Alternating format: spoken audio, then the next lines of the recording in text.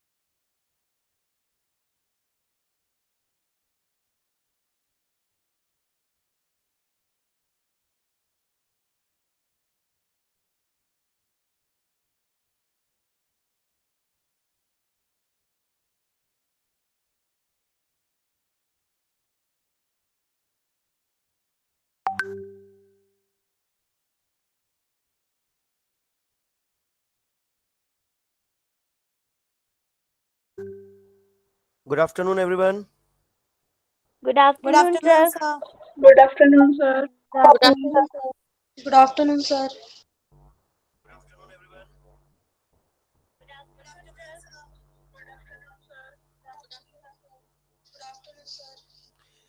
We will start the program in a short while. The exact time for the program is 12:15. Okay. So ये programme अभी YouTube पे live भी हो चुका है. इसका लाइव स्ट्रीमिंग लिंक जा चुका है. So it is visible world wide. So आप सब लोगों को अपना डेकोरम मेंटेन करना है. But yes, this lecture is going to be very interactive, जिसमें जो हमारी एक्सपर्ट हैं वो आपके साथ हो सकता है कुछ बातचीत करें, हो सकता है आपको शो करें. सो आप अपने डिसिप्लिन, ऑनलाइन डिसिप्लिन को मेंटेन करते हुए अपने अपने आप को प्रेजेंट करें. बिकॉज एक तो ये एक्सपर्ट लेक्चर है अपने कॉलेज का, और मध्य प्रदेश के दूसरे पॉलिटेक्निक कॉलेजेस के स्टूडेंट्स भी हमारे साथ आ रहे हैं. And at the same time जिन लोगों को इसमें एंट्री नहीं मिलेगा, they will be able to join us on YouTube. Okay. So और ये वहां पर रिकॉर्ड हो जाएगा. सो आपको उसके लिए बहुत केयरफुल रहना है. And I think Geetanjali ma'am has also entered. Ma'am, are you there?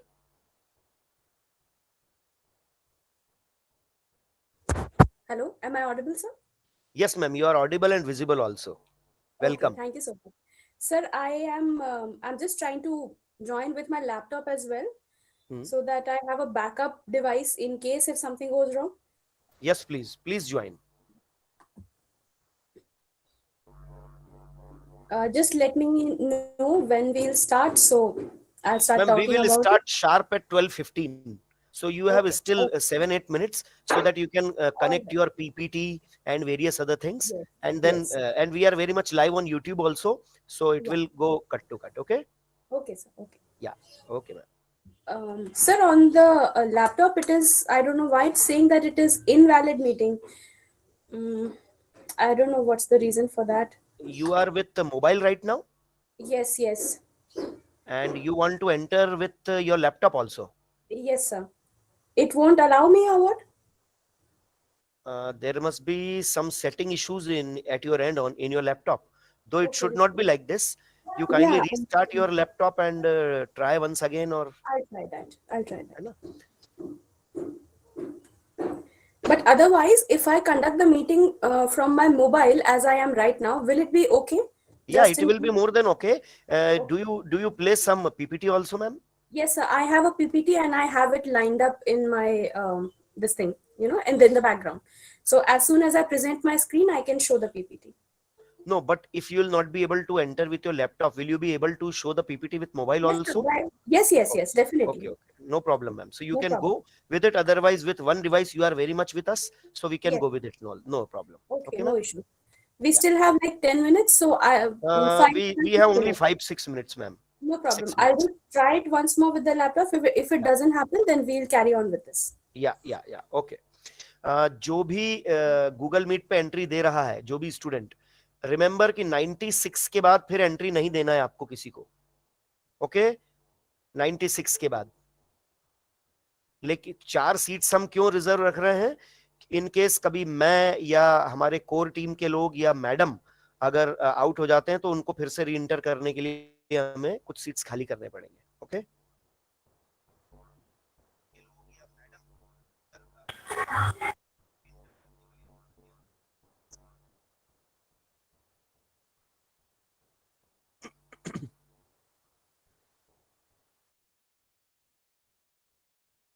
Shivani, I think you are ready.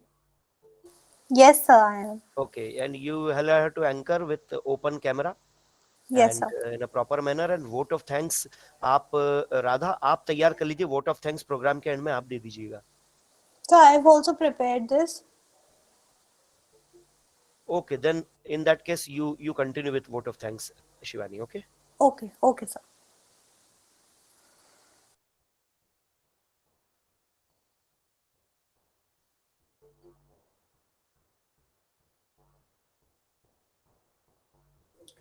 Sir, excuse me.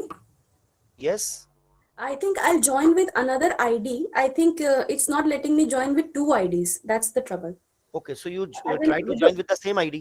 No. I'll try to join with another ID. It's not letting me join with one same ID on two devices. I think that is Okay. the problem. Okay. It may be. So, It may be. yeah.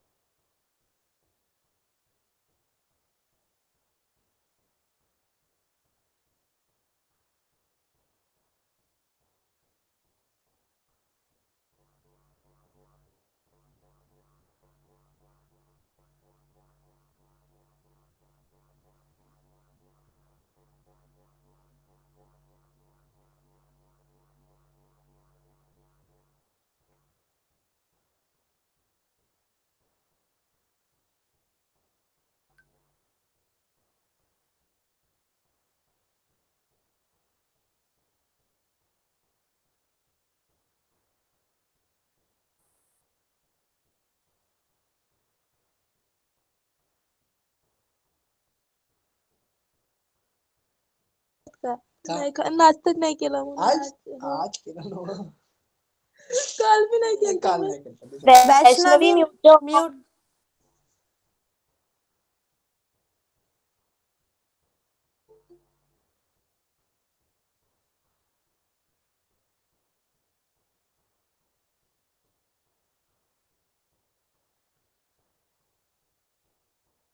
Shivani, who is giving entry? Those students are not alert. Sir, Mehak. Mehak, please be alert. Yes, sir.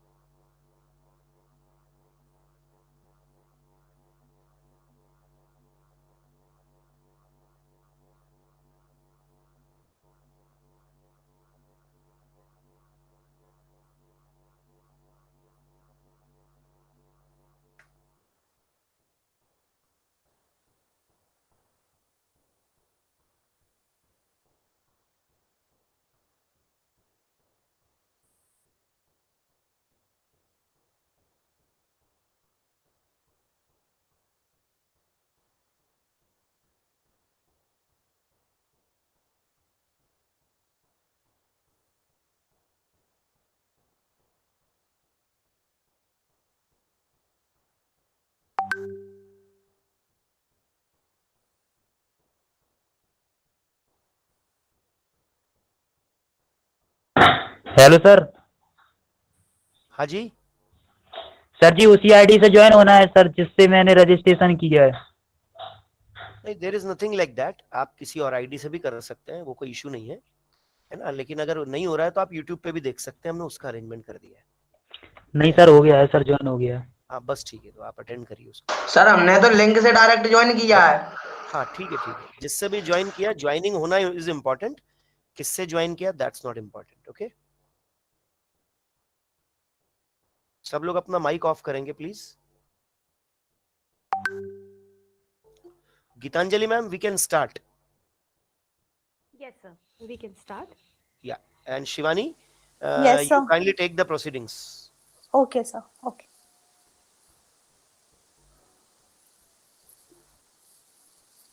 Good afternoon, everyone, and welcome to today's webinar. Thank you all for giving us your precious time and for joining this webinar. Let me briefly introduce myself. This is Shivani Singh from Government Women's Polytechnic Bhopal. I'm a first year student from Architecture and Interior Designing Department. I'm delighted to be here today to tell you that Training and Placement Cell, Entrepreneurship Development Cell and GWPC has organized this communication skill workshop. Our today's topic is netiquettes and effective email writing. The objective of our topic or the program is to gain awareness on the professional guidelines in presenting oneself in the internet. And today's expert is Dr. Gitanjali Jha. Before we start, let me tell you one thing. If you have any questions during the presentation, just write it down in the chat box. And please maintain discipline and don't do any kind of mischievous or unwanted activities.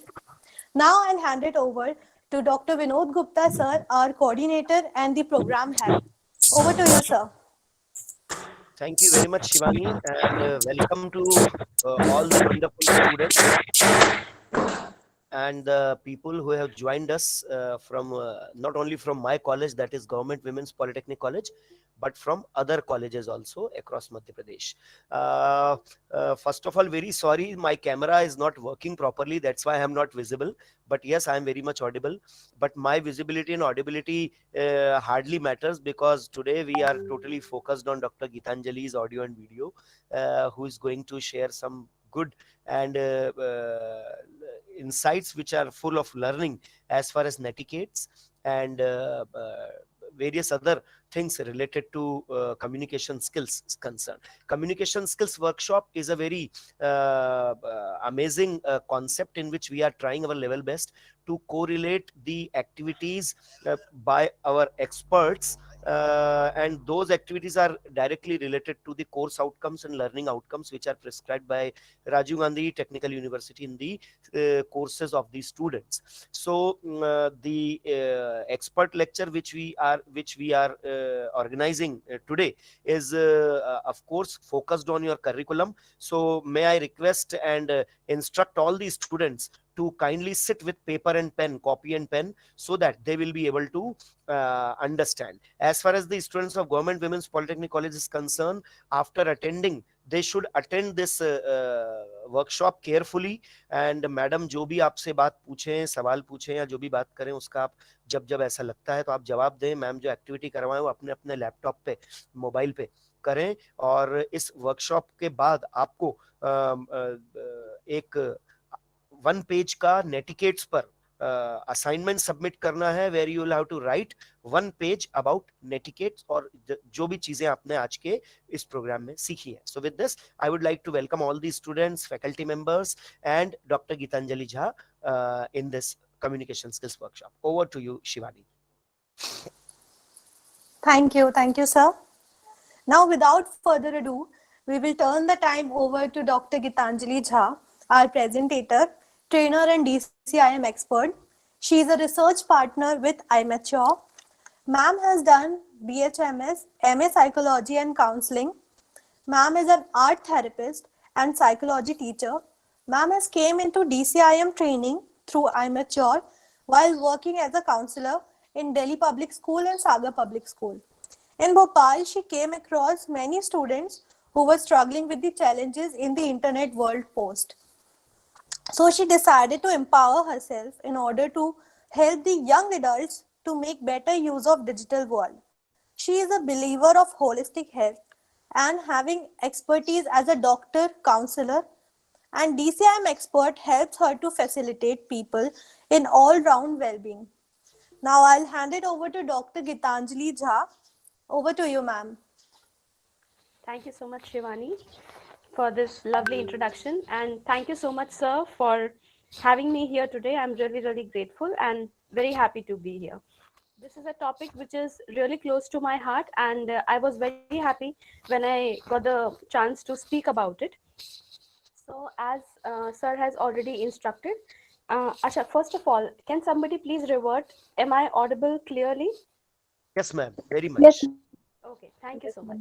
So unfortunately, my laptop is still acting up, so I'm happy that I had a backup in my phone, and I'm going to present my meeting with the phone itself. you will be able to see a presentation on your screens.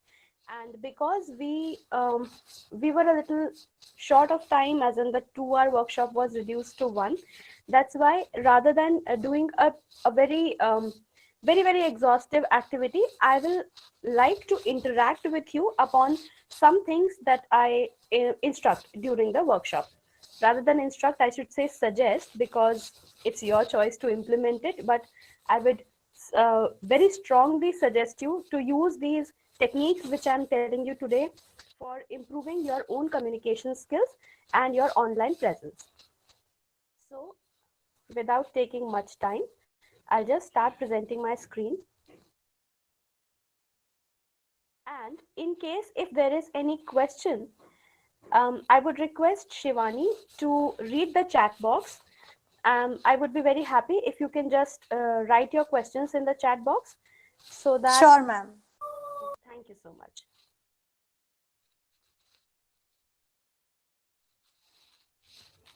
Okay. Is my screen visible? Yes, ma'am.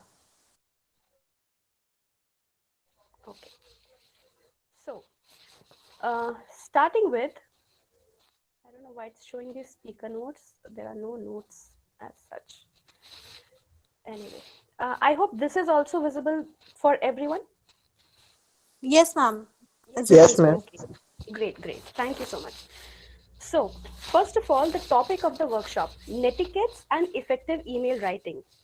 तो effective email writing तो आप सब लोग समझते हैं. I hope everybody is okay अगर मैं हिंदी और इंग्लिश दोनों में बोलूं. कंफर्टेबल होता है सबके लिए, राइट? हाँ मैम. Yes ma'am.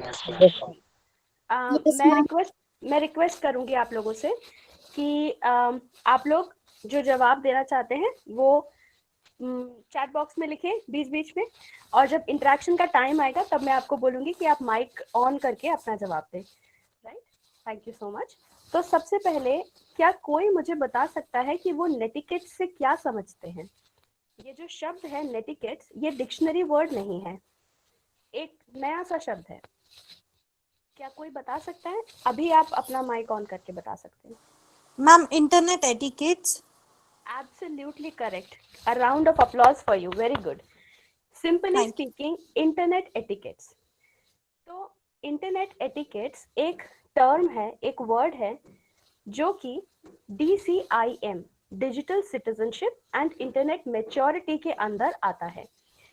अब digital citizenship and internet maturity, ये स्क्रीन पे तो कुछ लिखा हुआ है.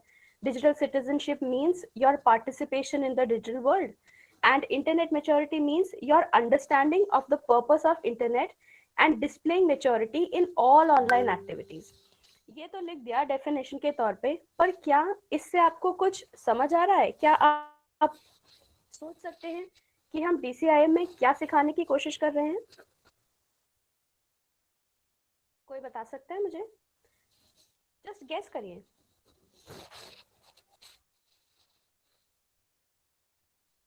यस मैम, डिजिटल मीन्स जो भी इंटरनेट में अपन अपना बिहेव करते हैं, मीटिंग्स वगैरह, उसमें आप जो अपना बिहेव कर रहे हैं उस हिसाब से डिसाइड होता है कि आप कैसे बिहेव कर रहे हैं. Okay, very good. आप काफी नजदीक हैं, काफी सही समझा आपने. क्या और कोई कुछ बताना चाहता है इस बारे में?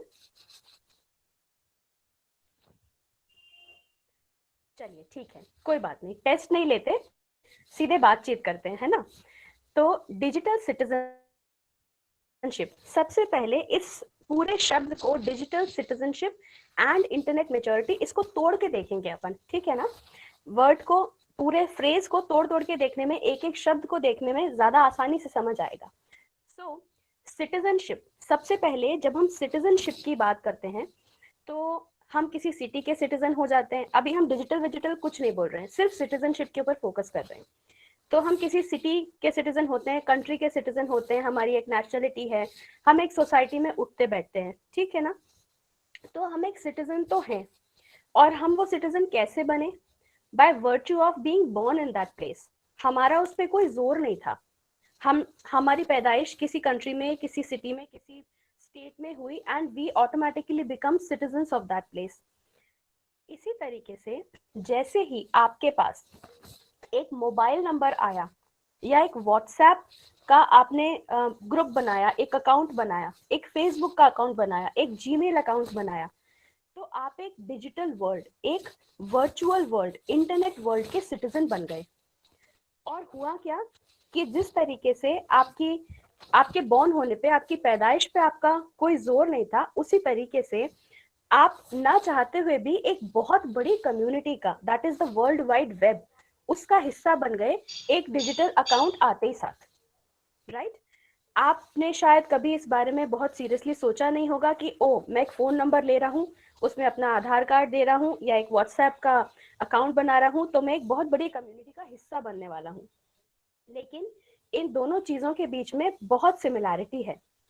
जिस तरीके से हम किसी सिटी में रहते हैं, किसी कंट्री में रहते हैं, उसके कुछ रूल्स फॉलो करते हैं, सेम वे जब हम डिजिटल सिटीजनशिप बन जाते हैं, ले लेते हैं, डिजिटल सिटीजन बन जाते हैं, तो जो डिजिटल कम्युनिटी है, जो इंटरनेट कम्युनिटी है, नेटिकेट जो हमने बात किया, हमने वो इंटरनेट के नेटिकेट्स सीखने पड़ते हैं और फॉलो करने पड़ते हैं। अदरवाइज क्या होगा, दो तरीके के सिटीजन होते हैं, है ना, एक गुड सिटीजन और एक बैड सिटीजन। गुड सिटीजन वो होता है जो कि रूल्स फॉलो करता है, जो सोसाइटी के लिए अच्छे काम करता है, जो कंस्ट्रक्टिव होता है, जो हेल्पफुल होता है। और बैड सिटीजन वो होता है जो रूल्स तोड़ता है, जो दूसरों को परेशान करता है और केओस फैलाता है। सिमिलरली जैसे कि सिटीजन दोनों ही है ना, लेकिन एक अच्छा कर रहा है और एक अच्छा नहीं कर रहा है। सिमिलरली इंटरनेट वर्ल्ड पे में भी दो तरीके के सिटीजन्स आपको मिल सकते हैं, one who are following the rules and one who are not. So, rather than being a person who is not following the rules, let us be the person who is following the rules. And the importance of this we will understand shortly when we discuss internet maturity. I hope कि digital citizenship का मतलब सबको clear हो गया होगा। अभी दोनों चीजें कंपेयर करके देखने से आई होप कि क्लैरिटी आई होगी कि जैसे आप एक सिटी और एक कंट्री के सिटीजन हो, सेम वे आप डिजिटल वर्ल्ड के या इंटरनेट वर्ल्ड के भी सिटीजन हो। अब आप सभी ने गूगल मीट और ज्वाइन किया, ईमेल अकाउंट से ज्वाइन किया होगा, 20 से ज्यादा नहीं है, 20-30 वहाँ से आ रहा है कॉलेज में। किसी का माइक ऑन है, प्लीज ऑफ कर लीजिए। Yes ma'am, yes, carry on please. हाँ जी, अब ठीक है, सिटीजन बन गए। अब इंटरनेट मैच्योरिटी के ऊपर आते हैं। इंटरनेट मैच्योरिटी का मतलब वही है कि आप एक गुड डिजिटल सिटीजन बने और जो इंटरनेट का दुनिया है, इंटरनेट का वर्ल्ड है, उसको रिस्पॉन्सिबली, सिंसियरली और अच्छे कामों के लिए इस्तेमाल करें। आप इंटरनेट का पर्पस समझें। इंटरनेट का मतलब सिर्फ ये नहीं है कि फेसबुक में अपनी फोटोज डालना, दोस्तों के साथ चैट करना, कोई पिक्चर देख लेना या यूट्यूब देख लेना। इंटरनेट का पर्पस बहुत बड़ा है। Internet is not only there for entertainment, but it is there for infotainment. If somebody wants, they can note down this word. Infotainment means information gathering plus entertainment. जब television इजाद हुआ था तो उसका पर्पस भी इंफोटेनमेंट ही था, फिर धीमे धीमे वो एंटरटेनमेंट का एक साधन बन गया। सिमिलरली आजकल हर इंसान इंटरनेट पे है, ज्यादातर लोग इंटरनेट पे हैं, शायद इंटरनेट की पॉपुलेशन हमारे देश की पॉपुलेशन से भी ज्यादा होगी, और ये सारे लोग इंटरनेट मैच्योर्ड नहीं हैं। लेकिन हमारी रिस्पॉन्सिबिलिटी है as the youth of the country, as future leaders of the world, कि हम मैच्योर्डली खुद भी इंटरनेट यूज करें और दूसरों को भी इसकी मैच्योरिटी सिखाएं। इंटरनेट मैच्योरिटी क्यों जरूरी है? वो इसलिए क्योंकि जैसे रियल वर्ल्ड में आपको फिजिकल, इमोशनल, साइकोलॉजिकल हर तरीके का थ्रेट होता है, इंटरनेट पे भी अगर आप रिस्पॉन्सिबल बिहेव नहीं करते या कोई और रिस्पॉन्सिबल बिहेव नहीं करता, आपको ये सारे थ्रेट्स हो सकते हैं। But that is one part of internet maturity, to keep yourself safe and to keep others safe also. Another part of internet maturity, as in why you should be internet mature, comes here. अगर आप internet mature बन जाते हैं, मतलब internet का अच्छे तरीके से सदुपयोग करना सीख जाते हैं, तो आप इंटरनेट का मैक्सिमम एडवांटेज ले सकते हैं। दुनिया की जो सबसे बड़ी लाइब्रेरी है, कोई जो भी हो, सबसे बड़ी लाइब्रेरी जो भी है दुनिया की, वो भी इंटरनेट पे जो मटेरियल मौजूद है उसके सामने एक किताब के बराबर ही है, क्योंकि इंटरनेट इज इनफाइनाइट। उसके ऊपर इतना सारा सामान मौजूद है आपकी हेल्प के लिए, आपकी इंफॉर्मेशन के लिए, कि आप सोच भी नहीं सकते, आप इमेजिन भी नहीं कर सकते। लेकिन उसका मैक्सिमम एडवांटेज लेने के लिए, ये समझने के लिए कि हाँ वाकई मेरे लिए ये बहुत यूजफुल है, आपको इंटरनेट मैच्योर बनना पड़ेगा। और उसके अंदर क्या क्या टिप्स आती हैं वो हम इस वर्कशॉप में डिस्कस नहीं कर पाएंगे, क्योंकि वो एक बहुत अलग सा ही चैप्टर है। और शायद अगर फ्यूचर में हमें मौका मिलता है या रघु सर आपके साथ होते हैं तो ये सारी चीज़ें हम सीखेंगे आपस में। दूसरा एडवांटेज इंटरनेट मैच्योर बनने का, जो कि मैं पहले भी बोल चुकी हूँ, इज टू प्रोटेक्ट योरसेल्फ। आप खुद की सेफ्टी कर सकते हैं, अपने लव्ड वंस की सेफ्टी कर सकते हैं। और तीसरा है ग्रेट करियर अपॉर्चुनिटीज। आप लोगों ने एक फ्रेज सुना होगा कई बार, द वर्ल्ड हैज श्रंक, दुनिया छोटी हो गई है। कैसे छोटी हो गई दुनिया? अर्थ का साइज तो छोटा नहीं हुआ है, ना ही सारे कॉन्टिनेंट्स आपस में आके एक दूसरे के साथ चिपक गए हैं। स्पेस में छोटा नहीं हुआ है दुनिया, लेकिन इन manner of connection and connectivity दुनिया छोटी हुई है।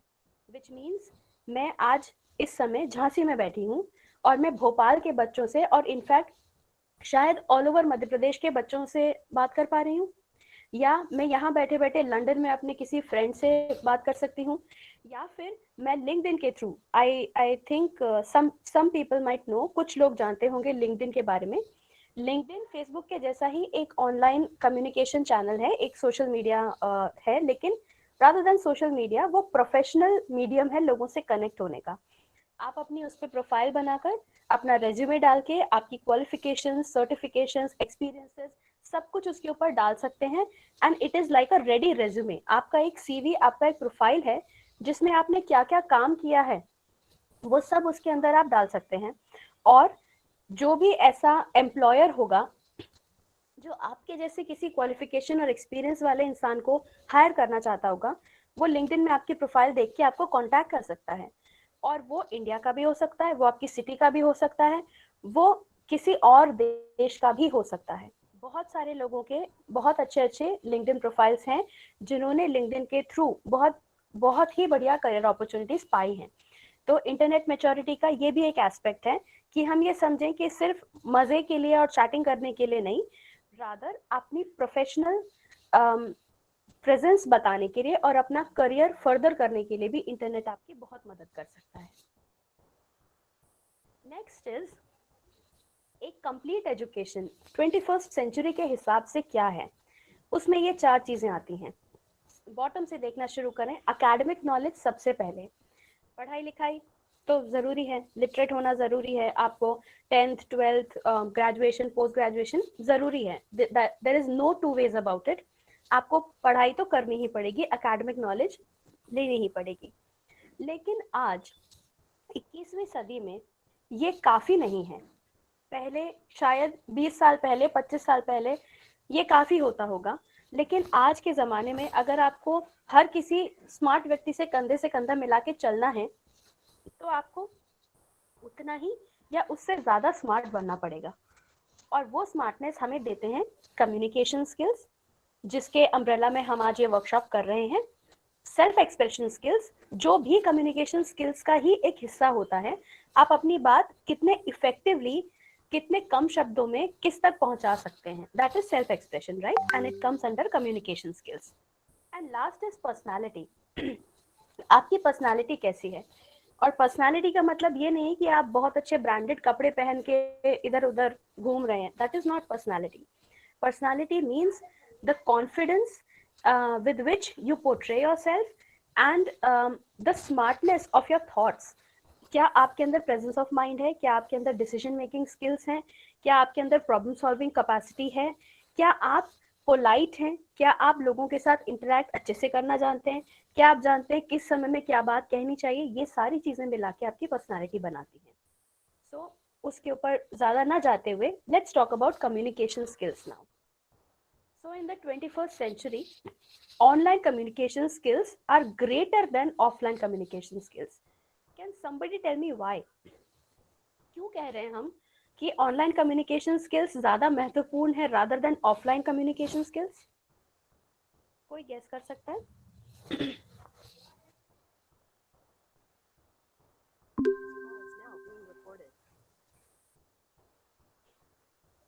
कोई गेस नहीं कर सकता? मैम एक बार और रिपीट कर दीजिए मैम। जी, मैं ये पूछ रही हूँ कि मैंने कहा 21st सेंचुरी में online communication skills offline communication skills से ज्यादा महत्वपूर्ण है। तो क्या पहली बात तो ये कि क्या आप इस बात से अग्री करते हैं? मैम एग्री करते हैं ना, क्योंकि मैम ऑनलाइन कम्युनिकेशन स्किल्स में एक ऐसी चीज है हम घर बैठे भी कर सकते हैं अपन ऑफिस वर्क, जैसे मैं अभी लॉकडाउन में हुआ था। राइट। और मैम ऑफलाइन में तो यस मैम बिल्कुल ठीक, बिल्कुल ठीक। मैम ऑनलाइन मैम यही तो हम जैसे मैम लंदन का वर्क मैं अपन घर पे भी कर सकते हैं बैठ के। और मैम सभी कनेक्टिविटी पे रहते हैं मैम ऑनलाइन कम्युनिकेशन स्किल से, बट मैम ऑफलाइन में ऐसा नहीं हो पाता, इसीलिए मैम ऑनलाइन ज्यादा सक्सेस है मैम ऑफलाइन से। Okay, very good. अब मैं बहुत खुश हूँ कि आप इस पॉइंट तक पहुंच पाए और आपने लॉकडाउन के दौरान जो भी कुछ चेंजेस हमारे लाइफस्टाइल में आए उससे इस चीज को कनेक्ट किया। That is very very nice and I am so happy कि आप लोग उन लाइंस पे सोच रहे हैं जिन लाइंस पे हम चाहते हैं आप सोचें। Very good. अच्छा, ऑनलाइन कम्युनिकेशन स्किल्स और ऑफलाइन कम्युनिकेशन स्किल्स के बीच में कुछ डिफरेंस है क्या? मैम बिल्कुल डिफरेंस है। जी बताइए। मैम ऑफलाइन में तो वर्क मैम ऑफलाइन में अपन में वर्क कर सकते हैं मैम, ऑफलाइन ही जा सकते हैं मैम हैंड टू हैंड जैसे कि मैम, बट मैम और मैम जैसे अपनी कंपनी मैम दूर है, लाइक मैम नोएडा में कंपनी ग्वालियर बैठे हैं तो मैम ऐसा नहीं हो पाता, बट कम्युनिकेशन स्किल्स जो है ना मैम ऑनलाइन, इससे मैम बहुत ही अच्छी चीज, बहुत अच्छी बात ये है मैम घर बैठे काम कर सकते हैं अपन। दोनों में बस यही डिफरेंस है, क्योंकि मैं ऑफलाइन जो है ना ऑफलाइन में अपन ऑफलाइन ही काम करेंगे मैम, बट मैम ऑनलाइन में अपन घर बैठे कर सकते हैं, फर्क यही है बस। Hello ma'am. हाँ जी मैम सिर्फ कॉन्फिडेंस का डिफरेंस है। कॉन्फिडेंस का डिफरेंस है। अच्छा कैसे? Yes ma'am. थोड़ा सा इलैबोरेट करें इस पे। ऑनलाइन अपन किसी व्यक्ति से ज्यादा अपन मतलब अच्छे से इंटरेक्ट कर पाते हैं, पर ऑफलाइन अपन ऐसा नहीं कर पाते। अच्छा ठीक है। मतलब ऑनलाइन जब आप होते हैं तो आप ज्यादा कॉन्फिडेंट फील करते हैं rather yes than ma'am. Offline. Okay very yes good. Ma'am. Yes ma'am. Okay good. और कुछ, और कोई कुछ कहना चाह रहा है? Yes ma'am, I think online में मिसअंडरस्टैंडिंग ज्यादा क्रिएट हो सकती है, क्योंकि आपके फेशियल एक्सप्रेशन देखकर ऑफलाइन में तो फेस टू फेस गेस कर सकते हैं कि आप क्या कहना चाह रहे हैं। आपका body language, posture, facial expression बता देता है, पर ऑनलाइन में ये चीज थोड़े लैग कर जाती है। ये बहुत अच्छा पॉइंट है और मैं चाहती हूँ कि पहले जो 2 पॉइंट्स हमें मिले, कॉन्फिडेंस वाला और दुनिया भर में कहीं भी बैठ के काम करने वाला, उसके अलावा आप इस पॉइंट के ऊपर भी बहुत गौर से सोचिए।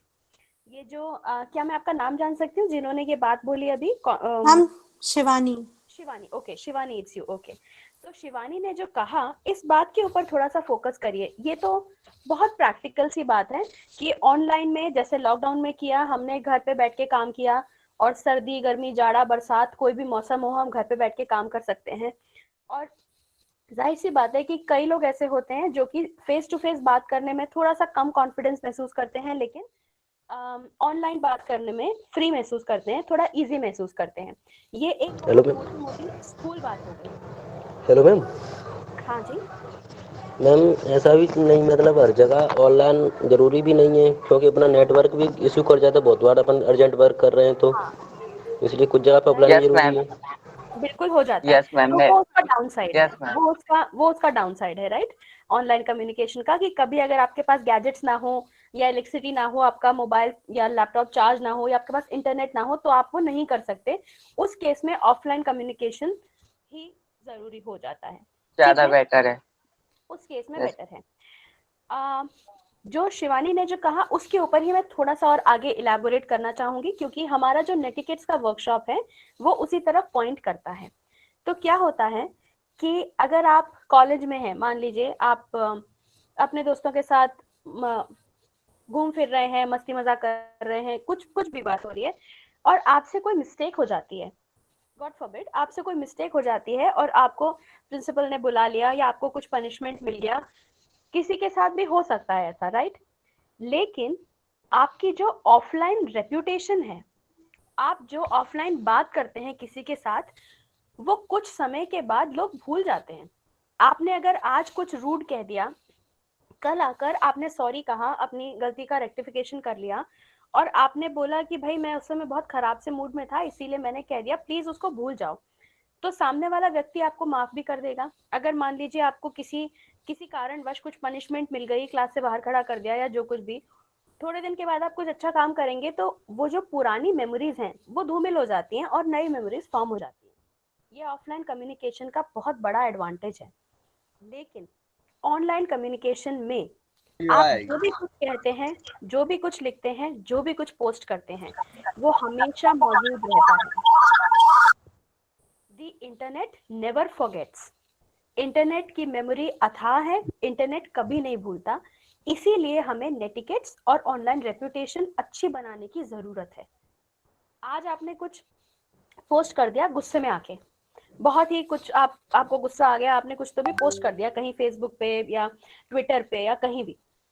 उसके बाद आपने 5 साल 6 साल 10 साल बाद भी कुछ बहुत अच्छी आपका जो स्टेटमेंट था आप भूल गए लिखकर, आपने कुछ लिखा था, लेकिन आपने कहीं जॉब के लिए अप्लाई किया जो कि आपका पूरा बैकग्राउंड चेक करेगा। और आजकल बी वेरी केयरफुल, ये होता है जब आप किसी अच्छी यूनिवर्सिटी में, फॉरेन यूनिवर्सिटी में स्पेशली एनरोल करना चाहते हैं एज अ स्टूडेंट, या आप कोई बहुत अच्छी एमएनसी में जॉब करने जाते हैं, नॉट जस्ट बहुत अच्छी MNC but even the jobs in your own city, वो भी आपका एक बैकग्राउंड चेक आपके ऑनलाइन प्रेजेंस से करते हैं। और अगर आपने कोई कंट्रोवर्शियल बात कही है तो आपके लिए वो हानिकारक साबित हो सकती है। इसीलिए ऑनलाइन कम्युनिकेशन स्किल्स थोड़ा ट्रिकी होता है और दोनों के बीच में ये बहुत बड़ा डिफरेंस है कि ऑफलाइन कम्युनिकेशन में ऑफलाइन आपकी जो रेपुटेशन है वो आप कॉन्स्टेंटली चेंज कर सकते हैं, इम्प्रूव कर सकते हैं। आपकी ऑनलाइन रेपुटेशन आपको राइट फ्रॉम डे वन अच्छी बनाकर ही रखनी हो, जिस तरीके से आप अपने आप को पोर्ट्रे करना चाहते हैं वैसी। अच्छी रेपुटेशन बनाने का ये मतलब नहीं है कि आप कुछ भी झूठ वूठ लिखते रहें अपनी प्रोफाइल में, क्योंकि वो भी पकड़ में आ जाता है। इसीलिए ऑनलाइन कम्युनिकेशन स्किल्स सीखना बहुत इंपॉर्टेंट है। अब ऑनलाइन कम्युनिकेशन के लिए ईमेल राइटिंग एक बहुत इफेक्टिव टूल है। हम सब जानते हैं, हमने शायद अपनी लाइफ में आज तक बहुत सारी ईमेल्स लिखी भी होंगी, लेकिन क्या आपको पता है कि एक अच्छा ईमेल लिखने के लिए कुछ पॉइंट्स को ध्यान में रखना पड़ता है। वो पॉइंट्स में डिस्कस करती हूँ। There are 14 points which I have here. सबसे पहला इसमें है choose your email ID carefully. आपकी email ID फर्स्ट और सेकंड पॉइंट्स साथ में ले लेते हैं। You may have more than 2 email IDs, one for professional communication and one for personal communication. So जब आप अपनी प्रोफेशनल आईडी बना रहे हैं जिससे आप अपने कॉलेज में, यूनिवर्सिटी में, प्रोफेशनल नेटवर्क में मेल्स भेजेंगे, अपने टीचर्स के साथ, प्रिंसिपल के साथ, अपने स्टूडेंट्स या कलीग्स के साथ में इंटरैक्ट करेंगे, जिसमें आप जॉब के लिए एप्लीकेशन देंगे जिस ईमेल से, वो ईमेल आईडी बहुत क्लियर होनी चाहिए, विच मीन्स आपका नाम होना चाहिए अगर हो सकता है तो। कभी कभी ऐसा होता है कि योर नेम इज टेकन, बहुत दुनिया में बहुत सारे लोग हैं जो सेम नाम के हो सकते हैं, तो उस आप अपने नेम के साथ में भी अपना सरनेम पहले लगा के बीच में एक डॉट या अंडरस्कोर लगा के अपना नाम जहां तक हो सके कोशिश करें कि आपकी प्रोफेशनल ईमेल आईडी जो है वो आपका रियल नेम ही हो। वो कोई फ्रेज या कोई ऐसा ऐसा कोई वर्ड जो आपको अच्छा लगता है जिसको तकिया कलाम कहते हैं, ऐसा नहीं होना चाहिए। स्पेशली जो आपकी प्रोफेशनल आईडी है वो। आपकी जो पर्सनल आईडी है, पर्सनल ईमेल आईडी हम क्यों यूज करेंगे? अगर हमको सपोज कि मेक माई ट्रिप पे कोई अकाउंट बनाना है, या मुझे फेसबुक पे कोई अकाउंट बनाना है, या फिर मुझे किसी ऑनलाइन शॉपिंग ऐप पे कोई अकाउंट बनाना है, उसके लिए मैं अपनी पर्सनल आईडी यूज करूंगी जिससे कि मेरा पर्सनल और प्रोफेशनल कम्युनिकेशन डिफरेंट रहे। This is the first point and it is very very important. तो अगर आज के दिन आपके पास ऐसी ईमेल आईडी नहीं है जो कि प्रोफेशनल नेटवर्किंग में आपका काम कर सके, तो आप प्लीज एक ऐसी ईमेल आईडी बना दें। जैसे कि मैं आपको एग्जांपल देती हूँ, अपना खुद का एग्जांपल देती हूँ। मेरी प्रोफेशनल आईडी है jhageetanjali21@gmail.com। 21 इसलिए लगाया क्योंकि Jha Geetanjali as such available नहीं था, so I just used a number that I liked. That is perfectly okay, क्योंकि वो बहुत न्यूट्रल सी चीज है। नोबडी केयर्स कि आपने एक नंबर लिखा है वहां पर, बट ऐसा नहीं कि उसमें 10 डिजिट का नंबर आपने लगा दिया। कुछ भी ऐसा जो यूनिक हो, पर आप जिसे मेल भेज रहे हैं उसको ये समझा दे कि आप कौन हैं। ऐसी ईमेल आईडी होनी चाहिए प्रोफेशनल। और मेरी पर्सनल ईमेल आईडी इससे बिल्कुल डिफरेंट है, उसका नाम है flower.heels@gmail.com। तो अगर मैं flower.heels से अपने एम्प्लॉयर को या अपने कलीग को मेल भेजूंगी तो वो नहीं समझ पाएंगे कि ये किसकी मेल आईडी है, राइट? इसीलिए प्रोफेशनल और पर्सनल दो डिफरेंट होने चाहिए। Third point is right a clear and crisp subject line. Subject line आप सब ने देखा होगा, मेल में, ईमेल में एक सब्जेक्ट लाइन होती है। सब जानते हैं ना, या मुझे खोल के दिखाना चाहिए?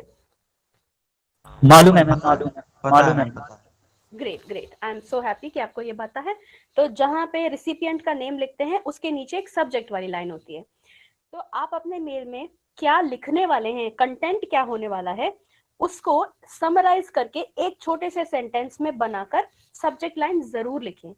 और अच्छी क्लियर सब्जेक्ट लाइन का ये मतलब नहीं है कि आप ऐसा लिख दें कि वेरी अर्जेंट, रीड इमीडिएटली। नहीं, that is like an order, that is not a good subject line.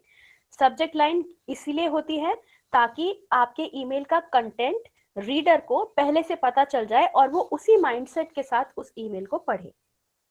Fourth one is use a polite language. कभी भी इस तरीके की लैंग्वेज यूज नहीं करना चाहिए जैसे कि you told me that day to do this. No, try not to use personal pronouns. आप ऐसा कह दें as discussed on so and so date और as discussed between us, something like that. जब आप you करके बात करते हैं इंग्लिश में, एक तो ये थोड़ा सा ड्रॉबैक है कि you का मतलब आप भी होता है, you का मतलब तुम भी होता है। तो अगर आप कुछ सेंसिटिव मैटर के ऊपर लिख रहे हैं तो you से सामने वाला नहीं समझ पाएगा कि आप पोलाइटली लिख रहे हैं या रूडली लिख रहे हैं। इसीलिए it's better to use a third person language and an objective tone of voice as discussed the other day. और आप जैसे अपने टीचर्स से, अपने पेरेंट्स से रियल लाइफ में बात करते हैं पोलाइटली, सौम्यता के साथ, उसी तरीके से अपनी ईमेल में लैंग्वेज यूज करें। Good afternoon ma'am. Yes, good afternoon. आप कुछ कहना चाह रहे हैं? ठीक है, नेक्स्ट पॉइंट पे चलते हैं। ये ईमेल के बारे में पूछ रहा था। जी पूछिए। मतलब ईमेल से अपन डायरेक्ट मैसेज भेज सकते हैं? क्या मैसेज? ऐसे कुछ भेजना है अपन को तो वो ईमेल में ही आके भेजेगा क्या? किस तरीके के मैसेज की बात कर रहे हैं? ऐसे अपन कोई फोटो वगैरह फॉरवर्ड करते ही भेजते हैं। हाँ बिल्कुल भेज सकते हैं, उसमें अटैचमेंट होता है ईमेल के अंदर, उसमें फोटोज भेज सकते हैं आप। हाँ हाँ ठीक। मैम मेरा रिक्वेस्ट था कि we will take all the questions at the end. इस दौरान आपको कोई भी सवाल आता है तो my dear students you can drop दो sentences in the chat box. YouTube पे भी जो स्टूडेंट्स देख रहे हैं वो यूट्यूब के चैट बॉक्स में अपना क्वेश्चन डाल सकते हैं, हम उसको एड्रेस करने की पूरी कोशिश करेंगे। Carry on madam. Yeah, thank you so much sir. Fifth point is be courteous and greet the receiver before starting the mail and use a courteous sign of phrase. Yes. Carry on, ma'am. Carry on. Yeah. Hello ma'am. Sunil ji, आपको बताया गया है programme के and में आप सवाल पूछेंगे, अभी आप सुनिए जो मैडम बोल रही है। Yes ma'am, carry on. So be courteous.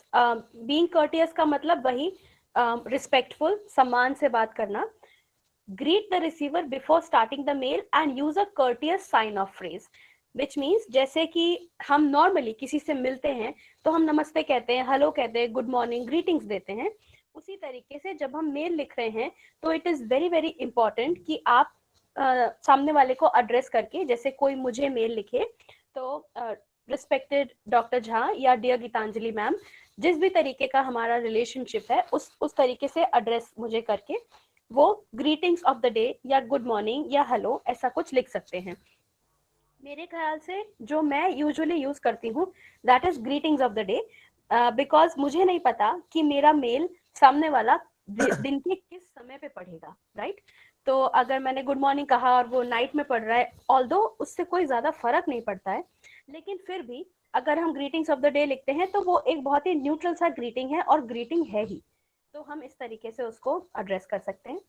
And last is courteous sign off phrase, जैसे कि हम दोस्तों से मिलने के बाद या रिलेटिव्स के घर से आने के टाइम पे या तो चरण स्पर्श करते हैं या बाय बोलते हैं या नमस्ते प्रणाम कहते हैं, उसी तरीके से जब हम अपना मेल एंड कर रहे हों तब हम उसके अंदर एक साइन ऑफ फ्रेज डालें, विच मीन्स हम थैंक यू या have a nice day, have a great day, thank you for your time, ऐसा कोई सेंटेंस उसके अंदर डालें, बिकॉज ये बात तो आप अग्री करेंगे कि आपका मेल पढ़ने में सामने वाले इंसान ने अपने दिन के कुछ पल, कुछ क्षण लगाए हैं जो कि एक्सक्लूसिवली आपकी बात सुनने के लिए थे.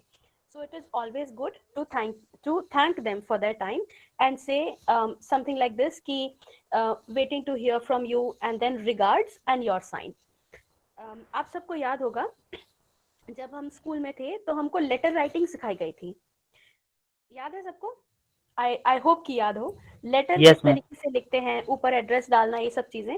तो ईमेल में एड्रेस वगैरह डालने का तो कोई सिस्टम है नहीं, क्योंकि एड्रेस आपका ईमेल एड्रेस ही है, वो जा रहा है. और डेट भी हमें नहीं डालनी होती है, क्योंकि डेट नॉर्मली ईमेल के साथ में डेट एंड टाइम स्टैम्प जाता ही है. तो बाकी जो सारे रूल्स हैं ग्रीटिंग के, रिस्पेक्ट से सैल्यूटेशन के, पूरा लेटर लिखने के और उसके बाद साइन ऑफ करने के, वो सारे रूल्स हमको ईमेल राइटिंग में भी फॉलो करने चाहिए. It is very very good and it is also mandatory, क्योंकि हम इस समय पे प्रोफेशनल ईमेलिंग की बात ज्यादा कर रहे हैं rather than personal mails. Because let's face it, personally हमें अगर अपने फ्रेंड से कुछ कहना होता है तो हम तुरंत फोन उठा के या व्हाट्सएप करके उनको लिख देते हैं, लेकिन प्रोफेशनली हमको ये चीजों का ध्यान बहुत रखना चाहिए. Next point, write the body of the mail in bullet points. मतलब लंबे लंबे पैराग्राफ्स ना लिखकर हम पॉइंट वाइज लिखें. आप देख रहे हैं कि मैंने जो इन्फॉर्मेशन लिखी है ये पॉइंट्स के साथ लिखी है. इसी तरीके से आप ईमेल में अपने पॉइंट्स लिख सकते हैं. अगर मान लीजिए आपको पॉइंट्स में लिखना या बुलेट पॉइंट्स बनाना कंफर्टेबल ना लगे, तो आप इसके बाद वाला जो पॉइंट है उसके ऊपर गौर करें. Give one line space between paragraphs. आप एक बात लिख दीजिए, एक सेंटेंस, और फिर एक लाइन का स्पेस देकर दूसरा सेंटेंस लिखिए, ताकि आपका जो मेल है वो एक बहुत बड़ा सा ब्लॉक ऑफ टेक्स्ट ना लगे, वो क्लियर हो और रीड करने वाले को ऐसा ना लगे कि अरे बाप रे इतना सारा पढ़ना है मुझे. वो आराम से उसे पढ़े, बिना घबराए, बिना डरे, और आपकी सारी बात क्लियर उसके सामने रखी जाए. जब हम पैराग्राफ्स में लिखते हैं और स्पेस नहीं देते तो हमारे ईमेल का जो कंटेंट है वो बहुत कंफ्यूज्ड दिखाई देता है. इसीलिए it is always good to use bullet points और give one line space between paragraphs.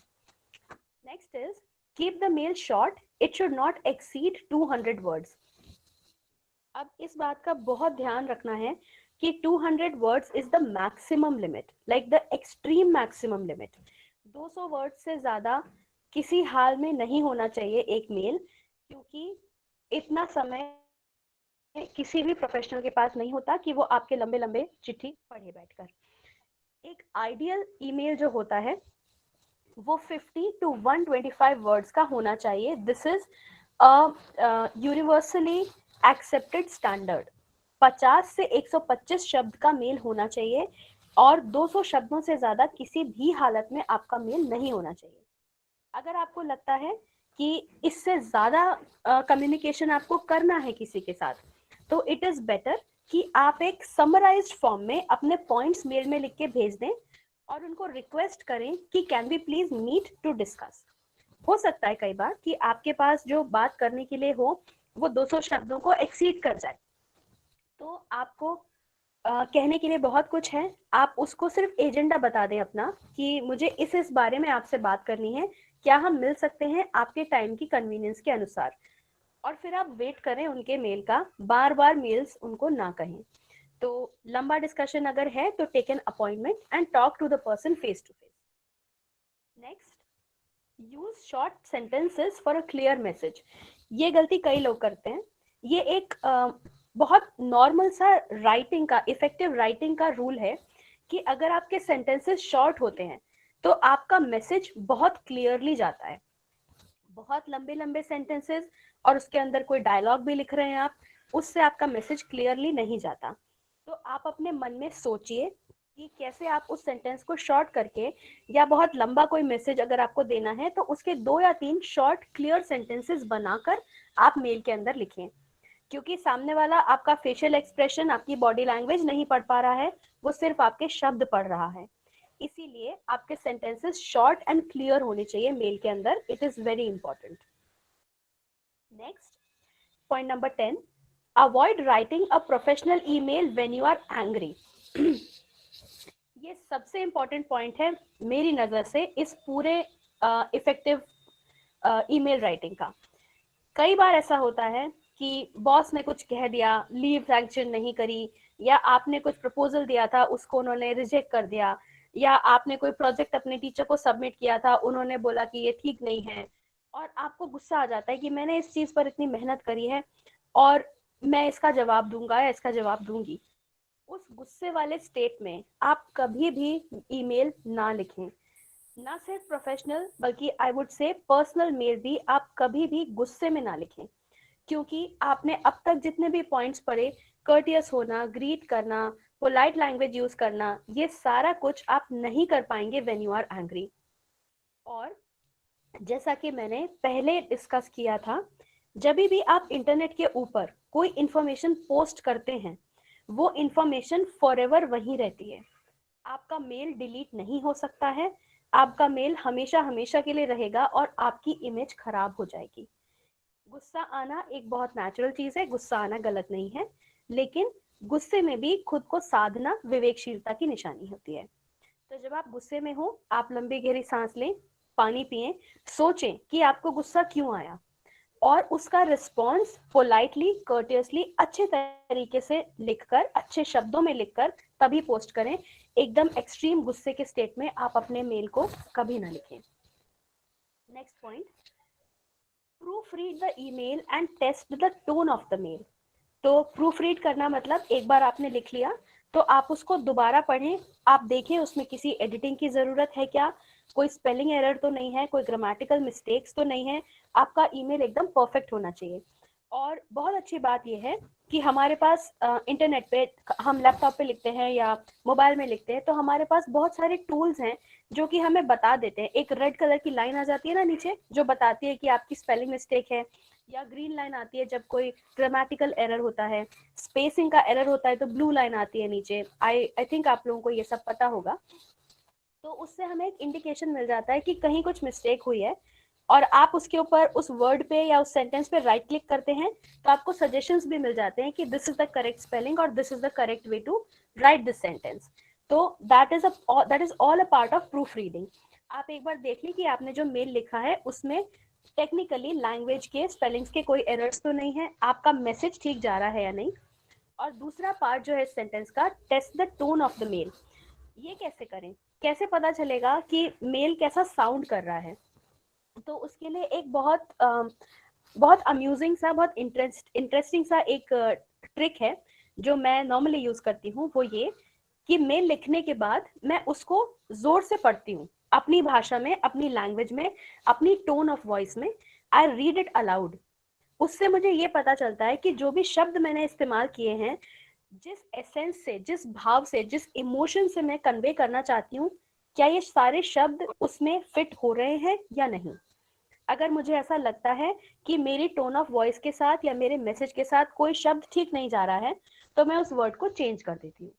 So this is something which is a personal experience also for me. कभी कभी ऐसा होता है कि जब आप जोर से पढ़ते हैं मेल तो आपको पता चलता है कि आप जो सोच रहे थे आपने बहुत अच्छा लिखा है, कहीं उसमें कुछ मिस्टेक हो सकती है। So you can try this. या आप सिर्फ अपने मन में इमेजिन भी कर सकते हैं कि आप अगर ये मेल जो लिखा है वो बोल के सुनाएंगे तो कैसा साउंड करेगा, राइट? उस तरीके से चेक करिए। सेकेंड पार्ट में मैंने लिखा है, ask someone to help you with proof reading for an objective point of view.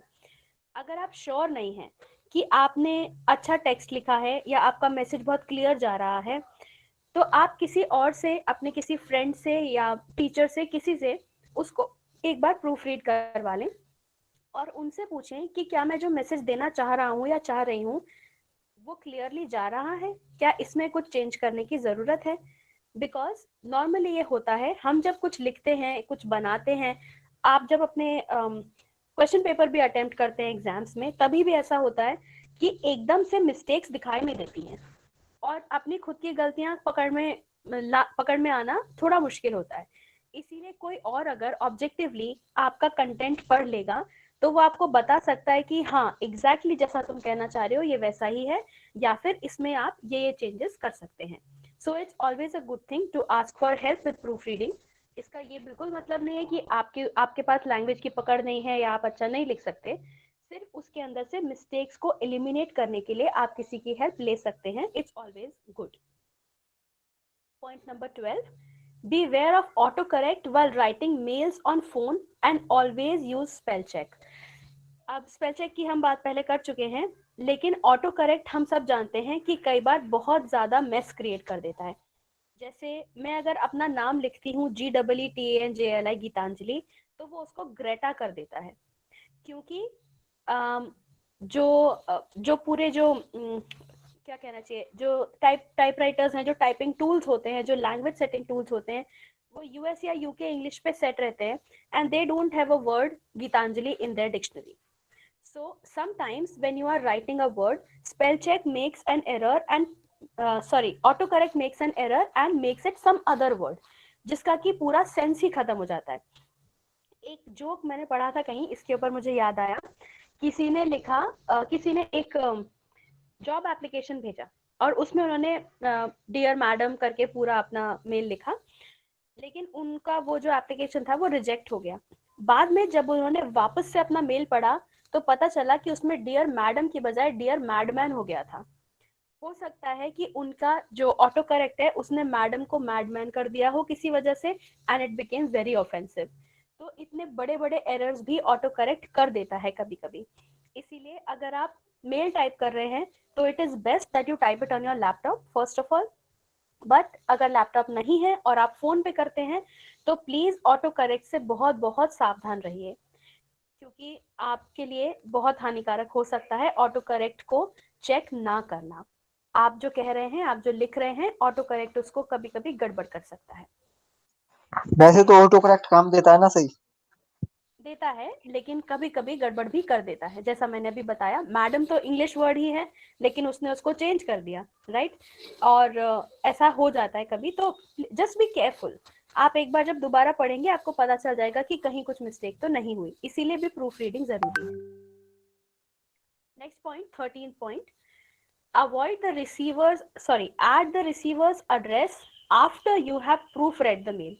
जब मैंने मेल लिखा तो मुझे जिसको सपोज कि मुझे डॉक्टर विनोद को मेल लिखना है, मैंने पूरा मेल लिखा, उसके बाद मैं उनका ईमेल आईडी ऐड करूं, क्योंकि रिफ्लेक्स एक्शन एक ऐसा होता है, आपने लिखा और एंटर कर दिया या सेंड कर दिया, अगर उसमें कोई मिस्टेक हुई तो, अगर उसमें कुछ ऐसा लिखा हो जो कि क्लियर ना हो, या कोई स्पेलिंग मिस्टेक हो गई हो, या ऑटो करेक्ट ने कुछ गड़बड़ कर दिया हो, तो रिसीवर को डायरेक्टली मेल मिल जाएगा. और मेल वापस करने का, जैसे व्हाट्सएप वगैरह में एडिट करके डिलीट करने का ऑप्शन होता है, मेल में अभी तक वो ऑप्शन नहीं है. इसीलिए it is always better, and this is not a golden rule which is universally followed, लेकिन ये मैं पर्सनल एक्सपीरियंस से बता रही हूँ कि इस तरीके की मिस्टेक्स भी कभी कभी हो जाती हैं. सो इट इज ऑलवेज गुड कि आप रिसीवर का एड्रेस पहले ना लिखें.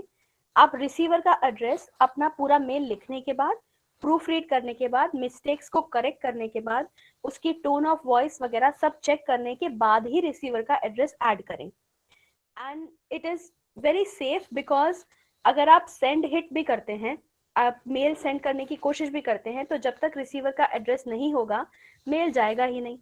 और गूगल और एज इट इज आपसे, या कोई भी मेल प्रोवाइडर आपसे पूछ ही लेगा, you have not added the recipient's name, या एड वन रिसिपिएंट. क्या हम सवाल बात के लिए रख सकते हैं प्लीज? नहीं, एक क्वेश्चन है. क्वेश्चन टाइप कर दीजिए, आप अपना क्वेश्चन टाइप कर दीजिए, आपका सवाल बिल्कुल लिया जाएगा, प्लीज टाइप कर दीजिए. और last point, avoid using too many exclamation marks and emojis are an absolute no in professional mails. Exclamation mark जानते हैं ना, एक लंबी सी लाइन उसके नीचे डॉट होती है, जो कि एक्सक्लेमेशन आहा वाले एक्सप्रेशन के लिए यूज होती है. प्रोफेशनल मेल्स में अवॉइड करना चाहिए एक्सक्लेमेशन मार्क. ग्रीटिंग्स के बाद आप लगा सकते हैं, बिकॉज ग्रीटिंग आप किसी को हैप्पी होके देते हैं, बट उसके अलावा it is better to avoid exclamation marks, and you should not send emoticons और इमोजीज, दो smiley faces in professional mails. अगर आप जॉब के लिए लिख रहे हैं, या अपने बॉस को या अपने टीचर या प्रिंसिपल को लिख रहे हैं, तो प्लीज उसमें स्माइलीज मत बनाइए, वो बिल्कुल भी प्रोफेशनल लुक नहीं देता है. It is for personal communication. Okay, तो अब इसके बाद एक छोटी सी एक्टिविटी है, तो मैं चाहूंगी कि आप लोग इस पेज का, ये जो इफेक्टिव टूल्स फॉर कम्युनिकेशन है, इसका एक स्क्रीनशॉट ले लें, या अगर आपने लिखा हो कहीं ये टिप्स तो it is well and good. आप, क्योंकि आप बैक एंड फोर्थ नहीं जा पाएंगे इस मेल से, इस पेज से, और जो एक्टिविटी है वो इसी पे बेस्ड है। तो I am giving you 2 minutes, if you can just take a screenshot of this, then we'll proceed to the activity.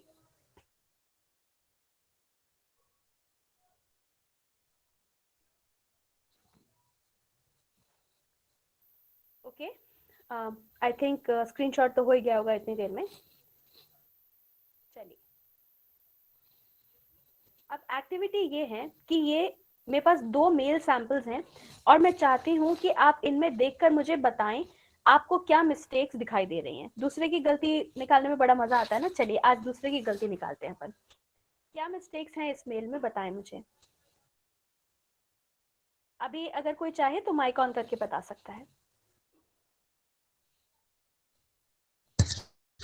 Ma'am you इसमें शायद यूज हुआ है, तो आपने जैसे बताया था कि यू एक गलत भी हो सकता है, बिकॉज तुम भी हो सकता है, उसका मतलब ये आप भी हो सकता है। हाँ बिल्कुल ठीक है।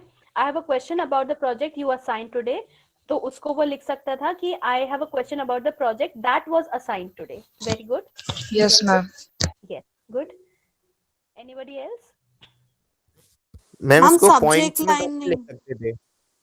सब्जेक्ट लाइन नहीं है, करेक्ट। सब्जेक्ट लाइन नहीं है और एड्रेस भी नहीं है। यस मैम, बेसिकली एड्रेस भी लाइन नहीं है, एड्रेस नहीं है। Very good. और भी कोई बैकग्राउंड में कुछ कह रहा था? मैम लास्ट में जो मैम होता है ना मैम, थैंक यू या मैं ओबिडेटली, ये भी तो कुछ नहीं है इसमें एक तो। वो भी नहीं लिखा, और शायद पहले भी ग्रीटिंग नहीं लिखा उन्होंने। और मैम ग्रेट लाइक दिस तो मैम मैम। है ही नहीं है। जैसे मैम किसी के लिए लिखा जा रहा है मैम, सर या मैम के लिए है वह क्वेश्चन मैम डायरेक्टली लिखा हुआ। ठीक है। मैम फर्स्ट प्रॉब्लम तो यही है। फर्स्ट प्रॉब्लम तो मैम इसकी यही क्रिएट है ma'am, I have a question about the project you assign ma'am. इसमें मैम या सर के लिए लिख रहे हैं, उसमें वो तो कुछ है ही नहीं है मैम स्टूडेंट के लिए। डायरेक्टली कर दिया उन्होंने। डायरेक्टली कन्वर्सेशन है मैम। इसमें सब्जेक्ट भी मिसिंग है। हाँ जी। अच्छा, इस मैसेज को पढ़ के आपको क्या लगता है इसकी सब्जेक्ट लाइन क्या हो सकती थी? कोई बता सकता है? कोई गेस कर सकता है? क्या होना चाहिए था subject line? Ma'am, may I? Yes. Ma'am, it will be like a query about chemistry project. Absolutely correct. Absolutely correct. That is the most clear subject line that could have been. Okay. Any other mistakes? चलो, ये mail तो छोटा सा था, इसके अंदर उन्होंने कुछ एरर्स थे, कुछ चीजें थी जो मिसिंग थी, और हो सकता है कि ये उसको पॉइंट वाइज लिख सकता हो या नेक्स्ट लाइन में भी सेंटेंस लिख सकता हो, but it was not necessary. Overall आप लोगों ने सही पॉइंट आउट किया कि ग्रीटिंग्स नहीं है, और लास्ट में साइन ऑफ फ्रेज नहीं है, सब्जेक्ट लाइन नहीं है, और रिसिपिएंट भी नहीं है, और डायरेक्टली क्वेश्चनिंग है द प्रोजेक्ट यू असाइंड, उसको हम थर्ड पर्सन में भी दैट वाज असाइंड करके लिख सकते थे। Is anybody else finding any other problem with this mail? Okay, let's move to the second one then. इसको देखें, पढ़ लीजिए पूरा मेल। क्या इसमें कोई मिस्टेक्स हैं या ये परफेक्ट है?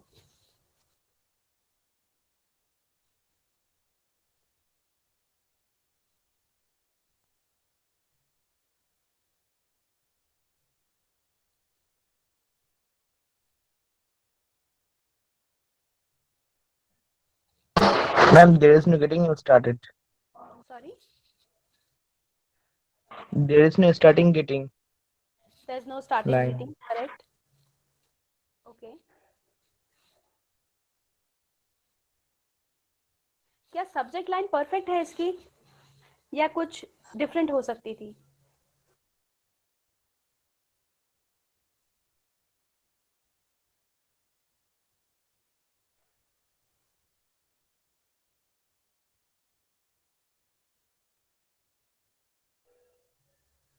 एक चीज मैं इसमें पॉइंट आउट करती हूँ, जब आप किसी ऐसे व्यक्ति को ईमेल लिखते हैं जिससे आप रोज कन्वर्स नहीं करते हैं, जिससे आप रोज बातचीत नहीं करते हैं, तो आप खुद को इंट्रोड्यूस करिए उस मेल में। जैसे ये मेल क्लियरली बता रहा है कि इन्होंने एक टीचर ने एक पेरेंट को मेल लिखा है, तो उस टीचर ने खुद को इंट्रोड्यूस नहीं किया। अगर वो टीचर ये बता दे, ये क्लियर है कि किसी टीचर का पेरेंट को मेल है, लेकिन कौन टीचर है, हो सकता है कि पेरेंट जो इस मेल को रिसीव करे वो ये ना समझ पाए उसके नाम से या उसके ईमेल आईडी से कि वो कौन है। तो इट इज ऑलवेज गुड कि मैं अगर किसी पेरेंट को उसके बच्चे के बारे में मेल लिखूं तो मैं खुद को इंट्रोड्यूस करूं कि डियर पेरेंट या dear mister and misses so and so, I am doctor Geetanjali Jha, I am your I am, जैसे होल्डन नाम लिखा है, I am Holden psychology teacher या I am Holden class teacher, ऐसा कुछ करके उसको इंट्रोड्यूस करके अपना नाम बताकर, अपनी पोजीशन बताकर कि मैं किस कंसर्न में, किस रिलेशनशिप में आपसे इस बारे में बात कर रही हूँ, कर देना चाहिए। आप अपने टीचर्स को अगर मेल लिखते हैं तो वो आपको जानते हैं, तो इंट्रोडक्शन की जरूरत नहीं है, पर जिन लोगों के साथ हम कभी कभी बात करते हैं उनके लिए हमें इंट्रोडक्शन दे देना चाहिए। ये एक चीज इसमें मिसिंग थी। और कुछ मिसिंग है? मैम ईमेल एड्रेस नहीं है प्रॉपर, टू ओनली पेरेंट लिखा हुआ है, तो पूरा ईमेल आईडी आएगा। वो तो जाएगा ही नहीं मेल। हाँ, ईमेल आईडी उसमें आना चाहिए, बिल्कुल करेक्ट है। और कुछ? एक चीज और पॉइंट आउट करना चाहती हूँ, ये जैसे जो मेल लिखा है, मैसेज लिखा है, वो अपने क्वांटिटी में, नंबर ऑफ वर्ड्स में परफेक्ट है, पर ये टीचर टाइम लेकर पेरेंट के साथ बात कर सकती थी इस सब्जेक्ट के ऊपर, rather than only writing a mail, right? तो she could have asked for a time with the parents कि क्या आप इस दिन आकर मुझसे मिल सकते हैं, या फिर अच्छा लिखा हुआ है उन्होंने, मैंने शायद मिस कर दिया, is there a good time for us to talk by phone और in person? Okay, so that is a good idea to do it, और वो एक टाइम मेंशन भी कर देते अगर, तो it would have been even better, otherwise this mail is okay.